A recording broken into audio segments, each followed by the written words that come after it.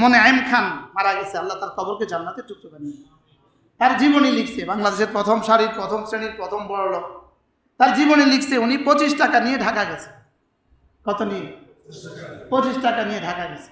ব্রাহ্মণবাড়িয়া থেকে ট্রেনের ছাদে করে ঢাকা গেছে। ঘুরতে ঘুরতে সায়দাবাদ গেছে। সায়দাবাদ গিয়ে দেখে যে এক বাড়িতে মিস্ত্রি কাজ করে। তো ওই বাড়িতে গিয়ে বললো, তোমরা আমাকে যুগালি হিসাবে রাখবা? তো বলতেছে রাখবো, তবে কোদাল আর টুকরি কালকে নিজে নিয়ে আসবা।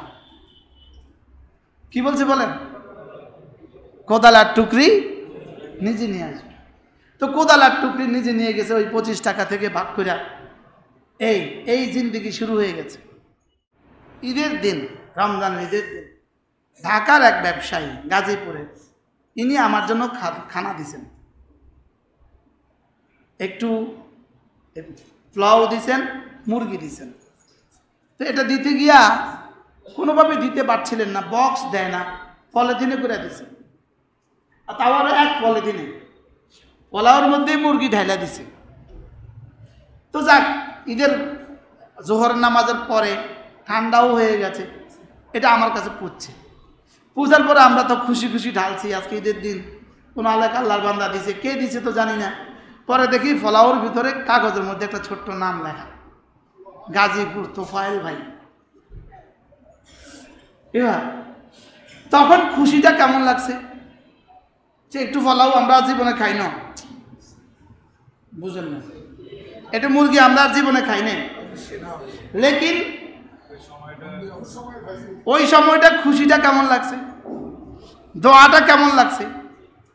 তখন মনে হয়েছে ওহো, এজন্যই আল্লাহ তাআলা বলছেন বন্দিকে অন্ন দান করা। বন্দিকে কি দান করা বলেন? বন্দিকে অন্ন দান করা। বিবি যখন দেখতে গেছে ঈদের পরের দিন, আমি জিজ্ঞেস করছি তোমাদের কাছে টাকা টুকা আছে? বলতেছে আলহামদুলিল্লাহ আমাদের কাছে টাকা আছে। তো আমি তো কিছু দিয়ে যেতে পারি নাই।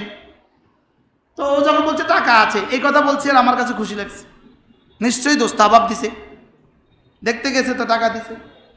তাইলে বোঝা গেছে বন্দিকে অন্ন দান করা, বন্দিকে সাহায্য করা। মনে থাকবে তো ইনশাআল্লাহ?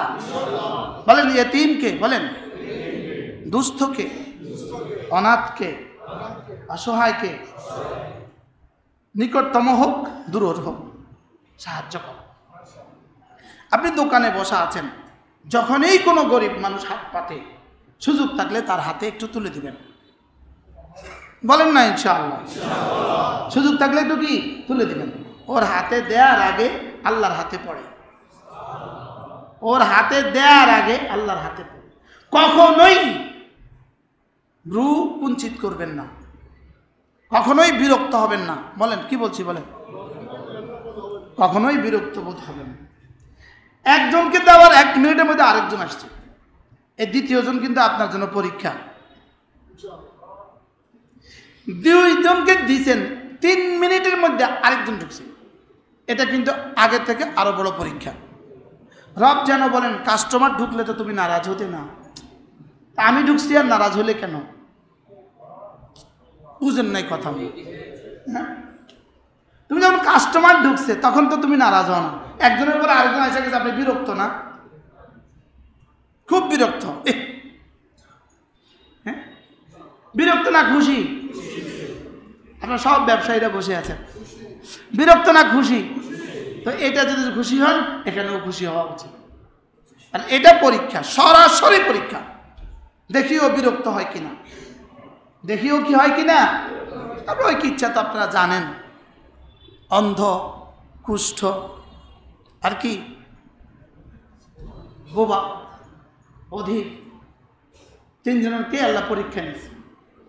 অন্ধ বিজয়ী হয়ে গেছে, বাকি 2 জন ফেল করছে, ফেল করে 2 জন আগের মতো হয়ে গেছে, আর অন্ধকে আল্লাহ তাআলা আরো বাড়ায় দিয়েছে। জানেন না আপনারা কিচ্ছা? বুখারী মুসলিম, সত্য ঘটনা, এটা সত্য ঘটনা। কুষ্ঠকে বললেন তুমি কি চাও? বলে আমাকে ভালো করে দাও। তো ভালো করে দিছে, বলে আর কি চাও? বলে আর কি চাইবো, সুস্থ তো হয়ে গেছে। যাও একটা ওট নিয়ে যাও। এবার বধিরকে কি বললেন, বোবাকে কি বললেন, কি চাও? বলে আমার জবানটা ঠিক করে দাও। আচ্ছা আর কি চাও? একটা গরু দিয়ে দিছে, জবানও ঠিক করে দিছে, গরুও দিয়ে দিছে। এবার অন্ধ তুমি কি চাও? আমার চোখ ভালো করে দাও। তো তাকে চোখ ভালো করে দিছে, আর একটা ছাগল দিয়ে দিছে। তো এক ওট বরকতের দোয়া করে দিছে, এক ওট থেকে 1000 ওট হয়ে গেছে, এক গাভী থেকে গরু থেকে 1000 গরু হয়ে গেছে। সে বড় শিল্পপতি হয়ে গেছে, এলাকার সবচেয়ে ধনাঢ্য হয়ে গেছে। তো একদিন রব্বে কারিমের পক্ষ থেকে আবার পরীক্ষা শুরু হয়ে গেছে। ওটওয়ালাকে গিয়ে বলে দাও আমাকে একটা ওট দাও, রব তো তোমাকে দিয়েছে, তুমি জানো না তুমি কুষ্ঠরোগী ছিলে? না তো, আমি কুষ্ঠ কবে ছিলাম? আমি তো ভালো ছিলাম। তুমি জানো না তুমি গরিব ছিলে, তোমাকে আল্লাহ তাআলা ওট দিয়ে এত মালিক বানায় দিয়েছে। আর কবে আমি আবার গরিব ছিলাম? এগুলো তো আমার পূর্বপুরুষদের থেকে পাওয়া, আমি আবার গরিব ছিলাম কবে? যাও।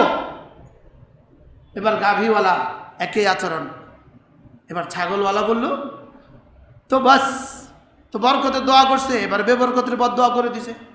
দেখতে দেখতে ওট সব শেষ, দেখতে দেখতে গরু সব শেষ, দেখতে দেখতে আবার কুষ্ঠরোগ শুরু হয়ে গেছে, দেখতে দেখতে আবার বধির হয়ে গেছে গা। এবার ছাগলওয়ালা, তুমি তো অন্ধ ছিলে জানো? হ্যাঁ আমি অন্ধ ছিলাম, রব আমাকে চোখ দিয়েছেন। কি ভাই, আমাদের একজন বিখ্যাত মানুষ আছে হাজী সাহেব, সিলেট, এখন উনি কানাডায় আছে। ইনার বাবা ছাতি ঠিক করতেন। কি ঠিক করতেন? ছাতির মেকার আছে না, কি দিয়া? এটা হ্যান্ড মেকার হয়, হাতে ছাতি ঠিক করতেন। তো হাজী সাহেবের অফিসে ওই বাবার ছাতি ঠিক করার একটা শিক ঝুলে রাখছে। বুঝেন না কথা? কি দেখছে বলেন? হাজী সাহেবরা 7 ভাই,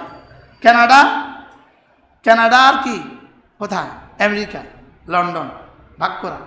3 বোন, ফ্রান্স, কানাডা, আমেরিকা। 2 মেয়ে, একটা কানাডা, একটা ফ্রান্স, একটা ছেলে কানাডা। তো এই অবস্থা, তো একটা ছাতির শিখ ঝুলায় রাখছে। আমি একদিন জিগাই, আমি সিলেটে গেলে হাজী সাহেব বাসায় থাকি, আল্লাহ হাজী সাহেবকে সুস্থতার হায়াত দান করে। হাজী সাহেব এখন কানাডায় আছে। তো বলতেছে আমি এই ছাতির শিখ রাখছেন কি লেখা? এটা আমাকে মনে করিয়ে দেয় আমি কি ছিলাম। এটা আমারই কি করায় বলেন? এটা আমাকে মনে করিয়ে দেয়, এই জন্য অতীতকে ভুলে না যাওয়া। বলেন কি বলছি বলেন?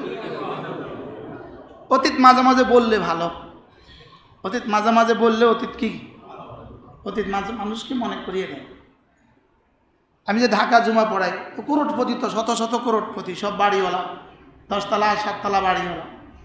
ওখানে তো 7 তলার নিচে বাড়িয়ে নেই। তাই বলতেছি, কে কত নিয়ে ঢাকা আসছেন হাত তোলেন? কে কত নিয়ে ঢাকা আসছেন হাত তোলেন? না, কিছু নিয়েই আসেন না। মোনায়েম খান মারা গেছে, আল্লাহ তার কবরকে জান্নাতের টুকরো বানিয়ে, তার জীবনী লিখছে। বাংলাদেশের প্রথম সারির প্রথম শ্রেণীর প্রথম বড় লোক, তার জীবনী লিখছে। উনি 25 টাকা নিয়ে ঢাকা গেছে। কত নিয়ে? 25 টাকা নিয়ে ঢাকা গেছে। ব্রাহ্মণবাড়িয়া থেকে ট্রেনের ছাদে করে ঢাকা গেছে। ঘুরতে ঘুরতে সায়দাবাদ গেছে। সায়দাবাদ গিয়ে দেখে যে এক বাড়িতে মিস্ত্রি কাজ করে। তো ওই বাড়িতে গিয়ে বললো, তোমরা আমাকে যুগালি হিসাবে রাখবা? তো বলতেছে রাখবো, তবে কোদাল আর টুকরি কালকে নিজে নিয়ে আসবা। কি বলছে বলেন? কোদাল আর টুকরি নিজে নিয়ে আসবে। তো কোদাল আর টুকরি নিজে নিয়ে গেছে, ওই 25 টাকা থেকে ভাগ করে এই জিন্দেগি শুরু হয়ে গেছে। ওনার ইন্তেকালের পরে পাইছে যে প্রায় 300 মাদ্রাসা, প্রত্যেক মাদ্রাসায় উনি পুরো মাদ্রাসার বছরের মাসের চালগুলো উনি দিতেন। কি ভাই, আমাদের লক্ষ্মীপুরের এখন যে মসজিদটা আমাকে করে দিচ্ছেন, যিনি অর্থায়ন করছেন, 2.5 কোটি টাকা এখানে শেষ হয়ে গেছে। আলহামদুলিল্লাহ বলেন। হাজী সাহেব বলেন যে আমি হুজুর লুঙ্গি গেঞ্জি গামছা নিয়ে ঢাকা আসছি। কি বলছে বলেন? এটাই ছিল আমার পুঁজি, 1 লুঙ্গি 1 গেঞ্জি 1 গামছা, এটা ছিল আমার পুঁজি। তো নিজে বলে, হুজুর দেখেন ছেলেদের, এই তোর গেঞ্জিটা কত? বাবা এটা 40,000।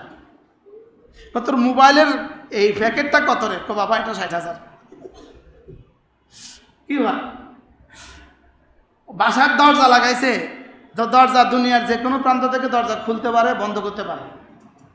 হুজুর বাড়ির ঘরের দরজা আসছে, কাজের মেয়েরা আসছে ঘর সাফাই করতে, তো খুলতে পারে না। আমি ছিলাম কানাডা, তো আমার পুতের কইতেছে এই এটা খুলে দে, তো পুতের কানাডা বসে দরজা খুলে দিছে।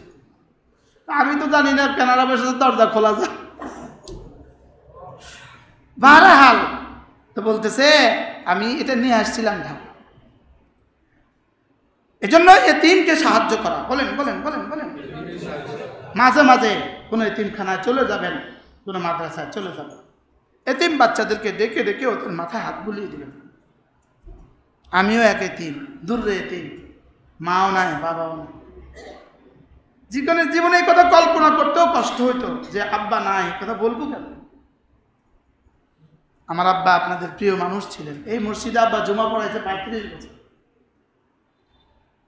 আল্লাহ তাআলা আব্বার কবরকে জান্নাতের টুকরো বানিয়ে দেন।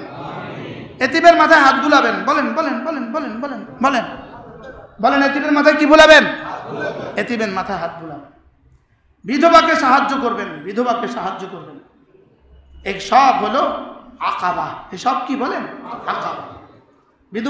বিধবাকে সাহায্য করবেন। বিশেষ করে নিজের নিকটাত্মীয় এতিম, ভাতিজা ভাতিজি, খবরদার মনে রাখবেন, এগুলো আপনার জান্নাত, এগুলো আপনার জাহান্নাম। এগুলো দোনোটা কাটবে, দোনো দিক ধার। ভাগিনা ভাগিনী এতিম, ভাতিজা ভাতিজি এতিম, চাচাতো ভাই বোন এতিম, এই এতিমের সাহায্য করবেন। বলেন না ইনশাআল্লাহ। এতিমকে কি করবেন? এতিমকে সাহায্য করবেন। মসজিদের বক্স যখন আপনার সামনে যায়, মসজিদের বক্স আপনাকে ডেকে ডেকে বলে আমাকে কিছু দিয়ে দাও, আমি রবের কাছে তোমার জন্য সুপারিশ করে দিব। কি বলে? বলেন বলেন। আমাকে কিছু দিয়ে দাও, আমি রবের কাছে কি তোমাকে সুপারিশ করে দিব। রব ডেকে ডেকে বলেন ওহ আল্লাহ, হাদিসে কুদসি, আমি হাত পেতেছিলাম তোমার কাছে, তুমি আমাকে দাওনি। বাবারে, কবে হাত পেতেছিলেন রব আমার কাছে? যখন কোনো ইয়েতিম আর অসহায় আমার কাছে হাত পেতেছে, তখন এই হাতের উপরে রবের হাত ছিল। কার হাত ছিল বলেন? কেন পাঠিয়েছে আপনার কাছে? আপনাকে পরীক্ষা করার জন্য। আপনাকে কি তো অন্ধ কি বললো? হ্যাঁ আমি অন্ধ ছিলাম, আমাকে রব চোখ ফিরিয়ে দিয়েছেন। আমি গরিব ছিলাম, আমাকে ছাগল দিয়ে রব সাহায্য করেছেন। যাও, তোমার যা মনে চায় সব নিয়ে যাও, যত ইচ্ছা নিয়ে যাও। এবার ফেরেশতা কি বললেন? কি বললেন? আমি ফেরেশতা, আমি এসেছিলাম প্রথমবার তোমাদের কাছে, তোমার দুই সাহেব, দুই সাথী অস্বীকার করেছে, এদের বরকত তুলে নেওয়া হয়ে গেছে, এদেরকে আর বরকত দেওয়া হবে না, আর তোমাকে রব বরকতের ফয়সালা রেখে দিয়েছে। আহ